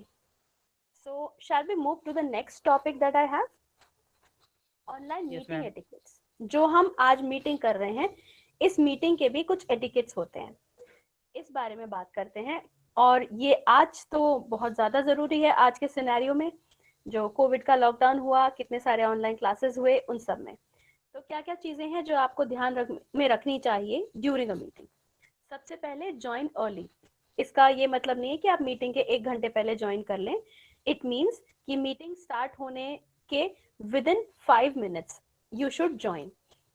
बीच में ज्वाइन करना रूड माना जाता है, because as we have already established, online communication is more important than offline communication now। और जिस तरीके से हम स्कूल या कॉलेज या वर्क प्लेस पे एक प्रॉपर टाइम पे पंक्चुअली पहुंचते हैं, हमें ऑनलाइन मीटिंग्स में, हमारे क्लासेस में भी पंक्चुअली पहुंचना चाहिए। हमेशा एक 5-10 मिनट्स का लैग टाइम दिया ही जाता है ज्वाइनिंग के लिए, क्योंकि कभी कभी इंटरनेट डाउन होता है, कभी कुछ गैजेट काम नहीं करता, तो एक थोड़ा सा टाइम दिया जाता है कि within this time you can join. So it's always good to join at a sharp time, but don't be more than 5 minutes late for any meeting. Then next is dress appropriately. इस दौरान कई बार ऐसा हुआ कि students अपने घर के कपड़ों में बिना बाल कोम किए, बिना फेस वॉश किए ऐसे ही बैठे हुए हैं रजाई में और क्लासेस ले रहे हैं, which looks very bad। अगर आप स्कूल जाते या आप कॉलेज जाते या आप अपने ऑफिस जा रहे होते तो आप इस तरीके से काम नहीं करते, right? Work is worship. So if you are working from home और ऑफलाइन इन योर स्कूल और ऑफिस और college, it is always expected कि आप अच्छे कपड़े पहने। इसका ये नहीं मतलब कि आप सज धज के बैठे, लेकिन कम से कम प्रेजेंटेबल लगना चाहिए, ताकि कभी भी अगर आपका कैमरा ऑन होता है, आपसे कोई बात करनी होती है, आपको स्क्रीन पे आना पड़े, तो आप प्रेजेंटेबल हो, आप एक अच्छे स्मार्ट गेटअप में बैठे हो। So dress appropriately wherever it is necessary. It is always good that if you have a uniform of your school or college, you wear that, and for professionals also it is good to dress appropriately for the meetings. Next, be aware of your surroundings। क्या light appropriate है? जहां मैं बैठा हूँ वहां बहुत ज्यादा noise, बहुत ज्यादा air flow, too much air flow, ये सब तो नहीं है? मेरे पेट्स या फैमिली मेंबर्स तो आसपास नहीं घूम रहे हैं, इससे बहुत डिस्टर्बेंस क्रिएट होता है। So look at your surroundings, they should be clean, they should not be distracting, and it is always good कि आप जिस तरीके से बैठे हैं, आपके कैमरे में आपका फेस और पीछे का वॉल दिखता है, बैकग्राउंड दिखता है, तो आपका बैकग्राउंड क्लियर हो, क्लीन हो। यूजुअली प्लेन वॉल के साथ बैठना चाहिए, प्लेन वॉल के अगेंस्ट, या अगर कोई अच्छी सी पिक्चर टंगी हो तो भी ठीक है, बस कुछ बहुत ज़्यादा डिस्ट्रैक्टिंग नहीं होना चाहिए कि कोई अगर आपको देखे और पीछे की वॉल देखे तो अजीब या अनकंफर्टेबल महसूस हो। इट्स गुड कि अगर एक कोई कर्टन हो या प्लेन वॉल हो, इट्स ऑलवेज नाइस। इसके बाद इसी आइकॉन के नीचे देखिए मिनिमाइज डिस्ट्रैक्शंस, क्योंकि ये रिलेटेड है। तो आसपास की साउंड्स, आसपास के डिस्ट्रैक्शंस, लाइट का फ्लक्चुएशन, इंटरनेट का फ्लक्चुएशन, कोशिश कीजिए कि जितना ज़्यादा हो सके उतना आप मिनिमाइज कर सकें। और किसी ऐसी जगह में बैठें जहाँ पे कि बैकग्राउंड नॉइसेस तो होती हैं, हम उनको पूरी तरीके से ख़त्म नहीं कर सकते हैं, और हम ये भी नहीं एक्सपेक्ट कर सकते कि हम अगर ऑनलाइन मीटिंग कर रहे हैं तो घर वाले लोग या आसपास वाले लोग एकदम शांत बैठ जाएं, बिल्कुल कोई परेशानी ना हो। पर हम कोशिश ये कर सकते हैं कि कम से कम डिस्टर्बेंस हो और हम जो कह रहे हैं वो ज़्यादा सुनाई दे, बजाय कि हमारी बैकग्राउंड नॉइसेस के। तो सबसे ज़्यादा डिस्टर्बेंस जो है वो बैकग्राउंड नॉइसेस का ही होता है। So try to minimize that. Stay seated and stay present, इसके लेफ्ट साइड में देखें जो आइकॉन है, stay seated and stay present. कई बार लोग क्या करते हैं, अरे ऑनलाइन ही तो है, कौन सा कोई देख रहा है, चलो लेट जाते हैं, आराम से लेट के मीटिंग करते हैं। या फिर बिल्कुल अपना ऑडियो और वीडियो ऑफ करके बैठ गए जहाँ पे कि एक बहुत इंटरेक्टिव क्लास या मीटिंग होने वाला था। That is not a good etiquette. आप एक मीटिंग में हैं, आपकी प्रेजेंस वहाँ ज़रूरी है, इसीलिए आपको अलर्ट रहना चाहिए, जैसे कि आप एक ऑफलाइन मीटिंग में या एक क्लासरूम में अलर्ट रहते हैं। बैठ के मीटिंग करिए, स्मार्टली बैठिए, स्मार्टली ड्रेस्ड अप है ही, keep your back straight and have a distance of at least 1.5 feet from your screen, ताकि आपकी आंखों पे भी ज़्यादा जोर ना पड़े और आपका जो फेस है वो अच्छे से क्लियरली आपके कैमरा में दिखाई दे। एंड बी प्रेजेंट, ऐसा नहीं कि आप मीटिंग ऑन करके चले गए कहीं चाय पीने या नाश्ता करने या कुछ करने, that is not done. If your company और if your class, if your group allows कि आप बीच में ब्रेक्स ले सकते हैं तो आप उसी समय पे ब्रेक लीजिए, अदरवाइज आप प्लीज मीटिंग में प्रेजेंट रहिए, मीटिंग ऑन करके इधर उधर मत जाइए। Mute your microphone when you are not talking. ये कई बार होता है कि हमारा माइक्रोफोन ऑन रहता है या ऑन हो जाता है और फिर स्पीकर की आवाज में डिस्टर्बेंस क्रिएट होता है। सो बी वेरी केयरफुल कि आपका माइक हमेशा ऑफ रहे जब आप डायरेक्टली बात नहीं कर रहे हैं तो, या जब आपसे डायरेक्टली बात नहीं की जा रही है तो। एक चीज़ इसके अंदर जो मैं मेंशन करना चाहती हूँ वो ये कि अगर आपसे कोई बात कर रहा है और आप अपना कैमरा ऑन कर सकते हैं उस समय पे, अगर कोई हार्डवेयर प्रॉब्लम या बहुत ज़्यादा नेटवर्क प्रॉब्लम्स नहीं है तो प्लीज़ अपना कैमरा ऑन करके सामने वाले से बात करिए एज एंड व्हेन पॉसिबल। लेकिन जब आप बात नहीं कर रहे हैं तो अपना कैमरा और अपना माइक्रोफोन आप ऑफ रखें तो ज़्यादा बेहतर है। कई बार ऐसा भी होता है, जैसे जूम मीटिंग्स में होता है कि आप अगर हिलते भी हैं तो फोकस आपके ऊपर चला जाता है अगर आपका माइक ऑन हो तो, इसीलिए जो मेन रिसोर्स पर्सन है उसके ऊपर से फोकस हट के आपकी स्क्रीन दिखाई देने लगती है। So it's good to keep your camera off and your microphone off when you are not the one who is talking. इसके डायरेक्ट नीचे लिखा है गिव ग्रेस। गिव ग्रेस का मतलब जब हम ऑनलाइन कम्युनिकेट करते हैं कभी कभी कुछ 5 या 6 सेकंड का लैग आता है कम्युनिकेशन में, तो उसमें हेलो हेलो बोलिए, क्या आप मुझे सुन पा रहे हैं, हेलो हेलो, ऐसे नहीं करना। आपने कह दिया, आप 5 सेकंड वेट करिए, हो सकता है कि जो कम्युनिकेशन है उसमें कहीं कोई लैग हो और सामने वाले तक आपकी आवाज पहुंचने में कुछ सेकंड्स का फर्क पड़ रहा हो। कहिए, अगर फिर भी 5 या 10 सेकंड के बाद भी वो नहीं सुन पाते हैं तब आप पूछिए कि क्या आप मुझे सुन पा रहे हैं, और नहीं तो उनको थोड़ा समय दीजिए आपकी बात सुन के समझ के रिस्पॉन्ड करने के लिए। Next, plan for an effective wrap up, which means आपकी बातचीत पूरी हो गई, आपने जो भी डिस्कस करना था वो कर लिया। जैसे कि आज की मीटिंग में इंट्रोडक्शन के टाइम पे ही सर ने बोला कि एक इंट्रोडक्शन हो गया आपका, हमारा, सबका, उसके बाद एक वोट ऑफ थैंक्स रहेगा जो कि रैप अप सेशन रहेगा। तो हर मीटिंग में आप एक छोटा सा सेशन ऐसा रखें जिसमें कि सब लोग एक दूसरे की वेलबींग पूछें, क्या आप ठीक हैं, have a nice day, okay let's meet tomorrow, keep it warm and keep it friendly. That is how an effective online meeting can be conducted. और ये सारे online etiquettes आपको याद रखने चाहिए. Okay. Now we come to the actual word netiquettes, जो कि हम शुरू से कहते आ रहे हैं. ये जो 5 रूल्स यहाँ लिखे हुए हैं, ये जिसको बोलते हैं ना, it is just a scratch on the surface, which means कि ये पूरा का पूरा नेटिकेट्स और ऑनलाइन रेपुटेशन नहीं है. हम ये 5 गोल्डन रूल्स आपको देके जा रहे हैं ताकि आप प्राइमरीली इनको अपनी लाइफ में इम्प्लीमेंट कर पाए, इनको यूज कर पाए. लेकिन इससे ये ना समझिए कि आपने नेटिकेट्स पूरी तरीके से मास्टर कर लिया है, क्योंकि इस हर पॉइंट के अंदर बहुत सारी माइनर डिटेल्स हैं जो हम सबको पता होनी चाहिए, जो कि आज समय हमें परमिट नहीं करता है in length at length discuss करने के लिए. So primarily just use these 5 points and you should be set, but be prepared to learn much more about this if we get a chance to meet again. First one is respect others' privacy and yours. जैसे कि normal physical life में हम सबका एक room होता है, एक घर होता है.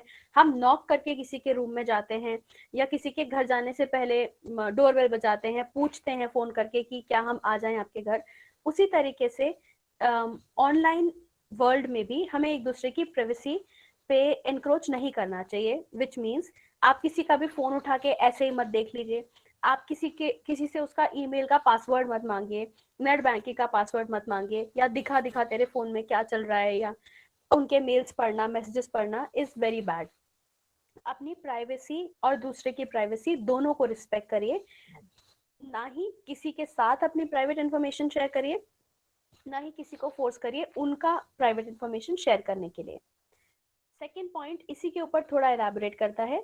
Keep your personal information private, which means, simple example, आप कहीं ट्रैवल कर रहे हैं, या आप कोई फिल्म देख के आए, या आपने कुछ बना के खाया, हर बार फेसबुक पे डालना जरूरी नहीं है. या आपके घर में किसी से लड़ाई हो गई, या आपने किसी को कुछ कह दिया, आपका मन मुटाव हो गया, आप डिसअपॉइंटेड हैं. हर एक चीज सोशल मीडिया पे डालने की नहीं होती है, because the whole world does not care about it. आपके फेसबुक में आपके 200, 250, 300, 500 कितने फ्रेंड्स होंगे जो कि बिल्कुल भी इस बात से ताल्लुक नहीं रखते कि आपने किसी से क्या कहा और किसी ने आपसे क्या कहा. आपकी जो पर्सनल इंफॉर्मेशन है, आपके ट्रैवलिंग के वेयर अबाउट्स, आपके वेकेशन के वेयर अबाउट्स, आपके घर का एड्रेस, आपकी पर्सनल फोटोज, आपकी फैमिली की फोटोज, आपका किसके साथ कैसा रिलेशनशिप है, वो सारा प्राइवेट रखने के लिए होता है, because it can be made miss use of. आपकी उस इंफॉर्मेशन से कोई आपका एडवांटेज ले सकता है या कोई आपको बहका सकता है. So it is always best to keep these information with you and only share it with those people who are around you 24/7. आपकी प्राइमरी फैमिली एंड आपके सबसे करीबी भरोसेमंद दोस्त, उनके साथ ही शेयर करें. Next is do not over post. दिन के हर घंटे एक फोटो पोस्ट करना जरूरी नहीं है. आपने देखा होगा कुछ समय पहले जब वो इन्फिनिटी वॉर्स और एंड गेम मूवीज आई थी, हर व्यक्ति जो कि वो मूवी देख के आ रहा था उसके बारे में पोस्ट कर रहा था. क्या ये जरूरी था? ये बिल्कुल जरूरी नहीं था. You just want to show कि आप फिल्म देख के आए, ठीक है, यू आर वेरी हैप्पी. अगर आप उस फिल्म की विमोचना कर रहे हैं, उसको क्रिटिक कर रहे हैं, उसके बारे में कुछ अपनी राय दे रहे हैं, तब ठीक है. लेकिन just that I went and saw this movie, everybody is seeing it, भाई, इट इज नॉट नेसेसरी. इसी तरीके से कई बार ओवर एक्साइटमेंट में आके हम बहुत सारी ऐसी इंफॉर्मेशन पोस्ट कर देते हैं जो कि बिल्कुल भी जरूरी नहीं थी. So think before you post something. That is the 5th point, और इसके ऊपर हम अभी डिटेल में बात करेंगे. 4th point is site your sources and give credit. इसके लिए मैं एक एग्जांपल देती हूँ आपको. जैसे कि आपने ये पिक्चर देखा, इसमें नीचे क्या लिखा हुआ है देखा, फोटो के नीचे सोर्स www.pinterest.com. मैंने साइटेशन दिया और मैंने पिंटरेस्ट को क्रेडिट दिया कि ये फोटो मैंने पिंटरेस्ट पे से उठाकर यूज करी है. सिमिलरली और भी मेरी जो फोटोज हैं, जैसे कि ऊपर जो हमने ये ली थी, ये मैंने imature.in से ली है, तो मैंने उसका सोर्स साइट किया. ये भी मैंने imature से ली है, ये भी मैंने imature से ली है. सो citation and giving credit is necessary because, again, giving a real life example, जैसे आप बिना पूछे किसी की भी चीज फिजिकली नहीं उठाते, उसको क्या कहते हैं? चोरी, राइट? इसी तरीके से जब आप इंटरनेट पे किसी की बनाई हुई कोई चीज, कोई फोटो, कोई ग्राफिक्स उठाते हैं या कंटेंट उठाते हैं, अगर आप उसको क्रेडिट नहीं देते, अगर आप वो सोर्स मेंशन नहीं करते, तो वो प्लेजरिज्म कहलाता है, and that is also a crime. Plagiarism के बहुत सारे डिग्रीज होते हैं and plagiarism is an offence which can be punished. So आपको साइटेशंस देना और सोर्स बताना कि आपने कहाँ से कोई फोटो या कंटेंट लिया है, वो बहुत बहुत जरूरी है, and it is a very important part of netiquettes. And last point is think before posting something. तो हमें क्या पोस्ट करना चाहिए और क्या नहीं, कैसे फिल्टर आउट करें? ऐसे फिल्टर आउट करें। THINK, think, is an acronym. T is for, ask yourself these questions before posting something. T, is it true? क्या जो मैं लिख रहा हूँ वो सच है, वो गॉसिप तो नहीं है, मुझे उसका सोर्स पता है क्या? Is it true? Then okay. Is it helpful? क्या मेरी बात से किसी को मदद मिलेगी? अगर मैंने एंड गेम देख ली तो इससे किसको मदद मिल रही है? किसी को भी नहीं, so I should not post it. But अगर मैं कोई अच्छी इंफॉर्मेशन शेयर कर रही हूँ या कर रहा हूँ जिससे किसी को मदद मिल सकती है, सो that is helpful and I can post it. Third, is it inspiring? क्या मेरी पोस्ट किसी को इंस्पायर या मोटिवेट कर सकती है, एनकरेज कर सकती है कुछ अच्छा करने के लिए? Then okay, go ahead and post. Fourth, is it necessary? ठीक है, कई बार कोई बात सच भी हो सकती है, हेल्पफुल भी हो सकती है, इंस्पायरिंग भी हो सकती है, लेकिन जरूरी नहीं है पोस्ट करना। हर इंस्पायरिंग और हेल्पफुल और ट्रू बात हम पोस्ट नहीं कर सकते हैं। क्या ये जरूरी है पोस्ट करना? अगर हाँ तो आप बिल्कुल कीजिए, अगर नहीं तो प्लीज मत कीजिए, even if it is true, helpful और इंस्पायरिंग। And last and most important, whatever I am posting वो ट्रू भी हो सकता है, हेल्पफुल भी हो सकता है, इंस्पायरिंग भी हो सकता है और नेसेसरी भी हो सकता है, but if it is not kind, if it is rude, if it is impolite, then do not post it. So keep these things in your mind. ये बहुत छोटी सी बात है, इसको आप कहीं नोट डाउन कर लीजिए। Is it true? Is it helpful? Is it inspiring? Is it necessary? And is it kind? If it is not any one of these, और इसमें से एक भी चीज अगर वो आपका पोस्ट नहीं होने वाला है, तो आप प्लीज उसको पोस्ट ना करें।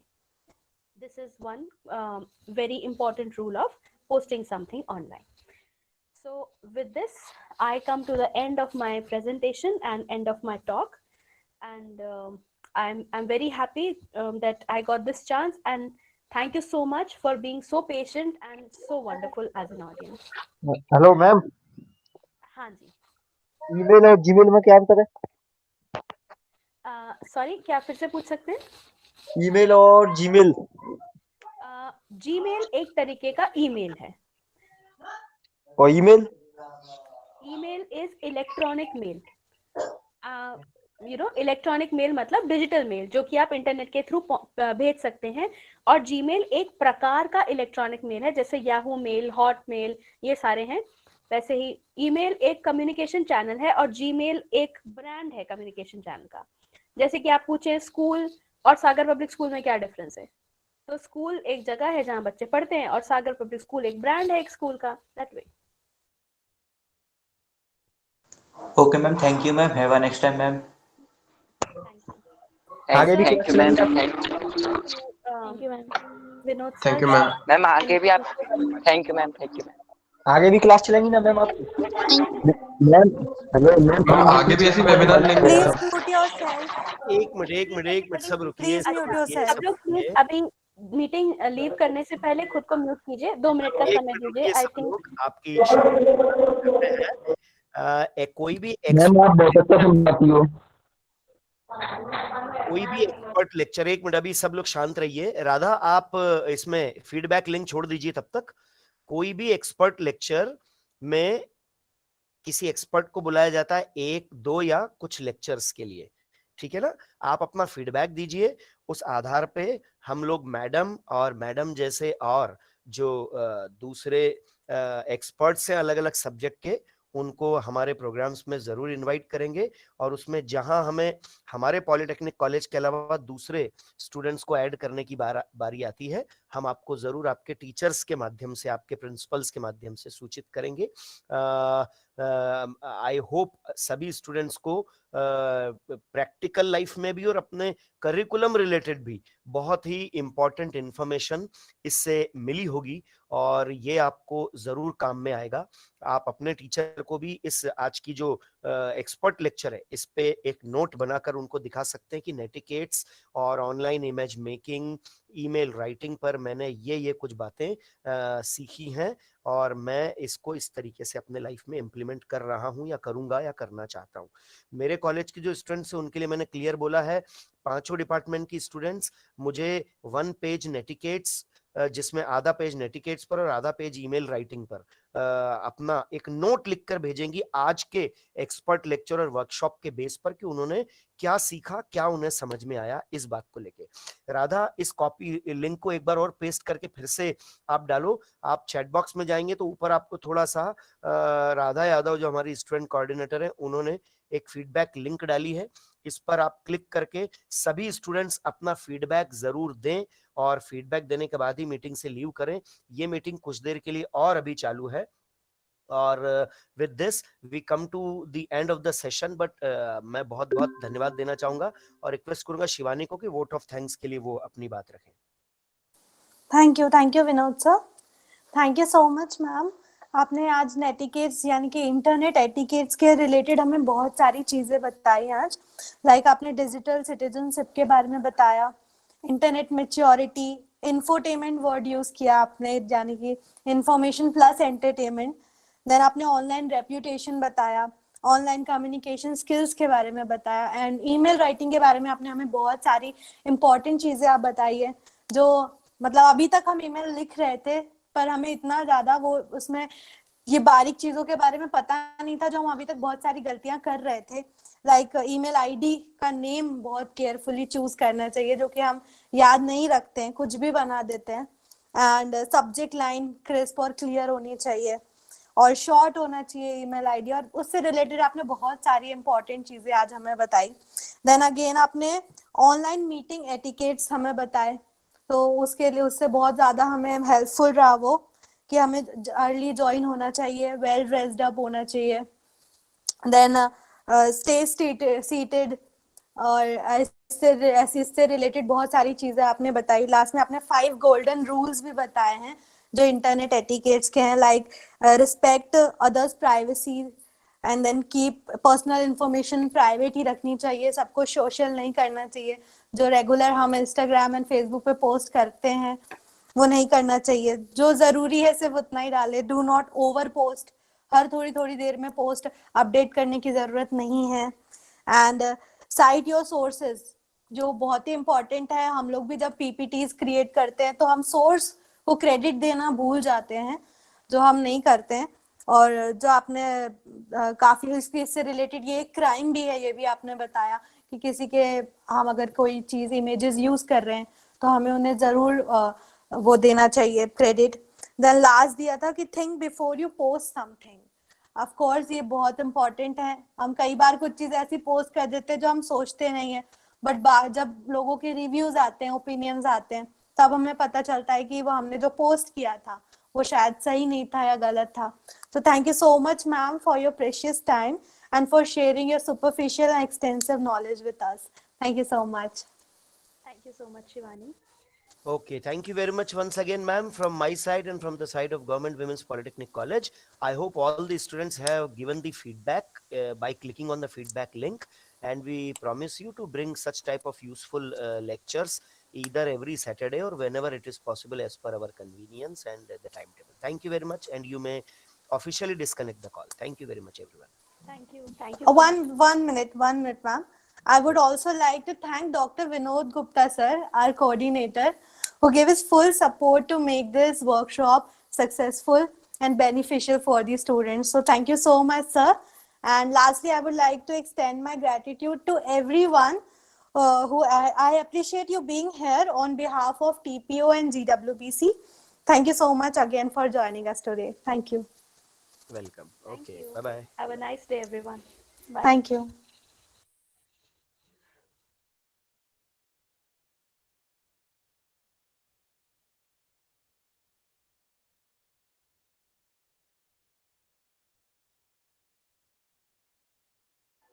फीडबैक में क्या भेजना है?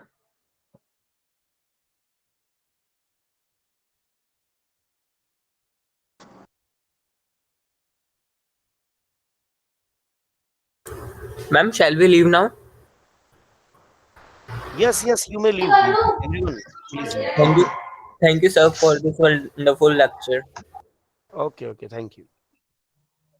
हेलो प्रदीप कहाँ है?